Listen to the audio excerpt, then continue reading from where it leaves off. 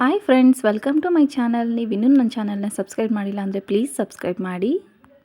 ಸೂರ್ಯ ಮೀನಿಗೋಸ್ಕರ ಒಂದು ಸರ್ಪ್ರೈಸ್ ಹೂವಿನ ಅಂಗಡಿನ ಪ್ಲ್ಯಾನ್ ಮಾಡಿರ್ತಾನೆ. ಅದನ್ನು ಕರ್ಕೊಬಂದು ಎಲ್ಲರಿಗೂ ತೋರಿಸ್ತಾನೆ.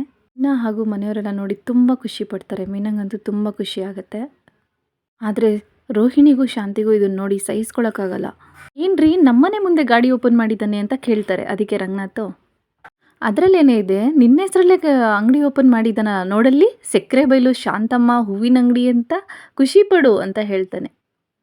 ಈ ಅಂಗಡಿ ಓಪನ್ ಆಗೋಕ್ಕೆ ಒಂದು ರೀತಿ ಶ್ರುತಿನೇ ಕಾರಣ ಅಂತ ಹೇಳಿ ಶ್ರುತಿ ಕೈಲಿ ಅದನ್ನು ಇನಾಗ್ರೇಟ್ ಮಾಡಿಸ್ತಾರೆ. ಹಾಗೆ ಸೂರ್ಯ ಮೀನಿಗೆ ಅಂಗಡಿ ಇಟ್ಕೊಟ್ಟಿರೋದನ್ನ ನೋಡಿ ರಂಗನಾಥ್ ಅವರು ನಾನೇ ಮೊದಲನೇ ಬೋಣಿ ಮಾಡ್ತೀನಿ ಅಂತ ಹೇಳಿ ಬಂದು ಹೂ ತಗೋತಾರೆ.